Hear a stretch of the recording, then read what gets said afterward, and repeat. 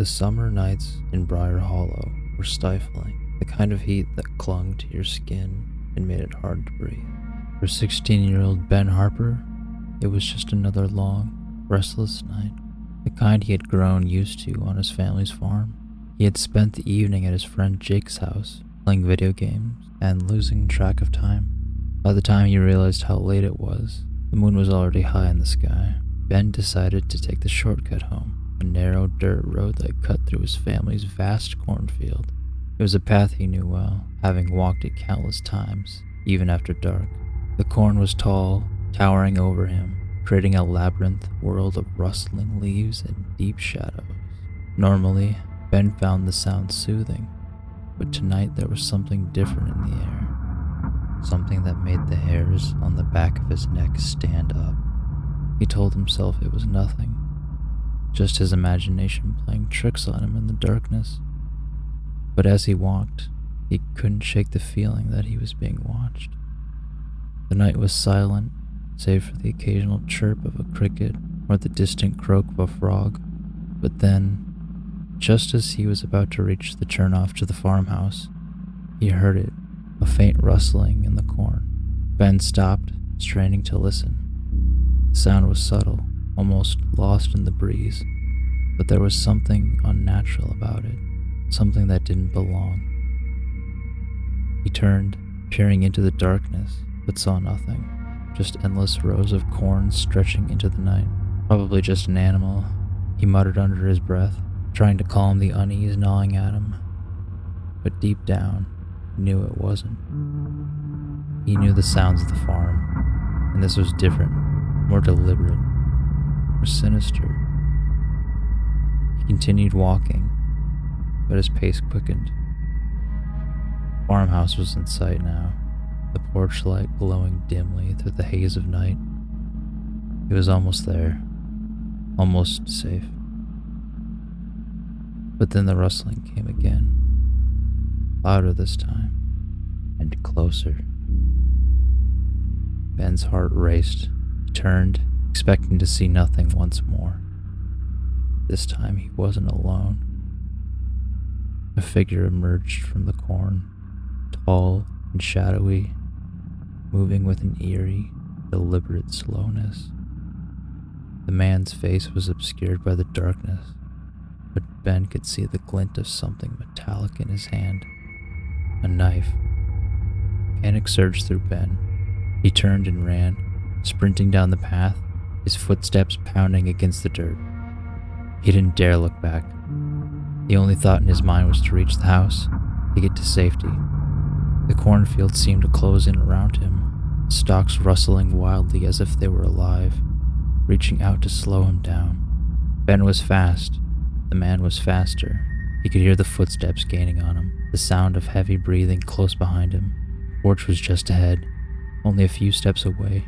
He could see his father's truck parked in the driveway, the front door just beyond it. He was so close. But then, just as Ben reached the edge of the cornfield, something hard slammed into the back of his head. Pain exploded through his skull and his vision blurred. He stumbled, falling to the ground, his breath knocked out of him. Everything went black. When Ben's parents woke up the next morning, they found the front door wide open and the porch lights still on. Ben's mother called his name, expecting him to be asleep in his room, but there was no answer. She searched the house, growing more frantic with each empty room she checked. By the time she found Ben's empty bed, she was in full panic mode. Ben's father, Tom, tried to stay calm, but fear gnawed at him. Ben was a responsible kid. He wouldn't just disappear without saying anything. Tom grabbed his rifle and headed outside, calling out for Ben, his voice echoing across the empty fields, but there was no sign of him. The dirt road where Ben usually walked was undisturbed, no tracks or clues as to where he had gone. The sheriff was called, and soon the whole town was out searching, combing through the fields, woods, and nearby roads, but Ben had vanished without a trace. Cornfield was the last place anyone saw him. The searchers moved through it in groups, calling his name, pushing through the thick rows. They found nothing. Not a footprint, not a piece of clothing, nothing to suggest where Ben had gone or who might have taken him. The days turned into weeks, and the search dwindled. The townspeople whispered about what might have happened, about who could have done it. Some said Ben must have run away. Others spoke of foul play, but no one had any answers. Tom refused to give up.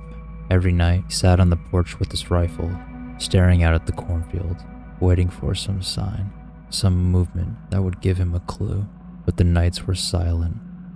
The only sound, soft rustling of the corn. One night, weeks after Ben's disappearance, Tom heard a noise, a faint rustling, different from the wind. He stood up, his heart pounding, and listened. The sound came again, closer, just at the edge of the field. Tom grabbed his flashlight and rifle and headed towards the noise, his hands shaking. The beam of light cut through the darkness, illuminating the rows of corn. And there, standing just inside the field, was a figure. Tom's breath caught in his throat. He stepped closer, the light revealing more details. The man was tall, dressed in dark, torn clothes, his face obscured by shadows. In his hand, he held a knife, its blade glinting in the moonlight. The man smiled, cold, sinister smile, and then turned, disappearing into the cornfield without a sound. Tom shouted, raising his rifle, but the man was gone, swallowed up by the corn. He ran after him, pushing through the stalks, calling out Ben's name, but there was nothing. The field was empty, the only sound the wind rustling the corn. Ben Harper was never found. His disappearance became a dark legend in Briar Hollow, a story parents told their children to keep them from wandering the fields at night. But for Tom, it was a nightmare that never ended.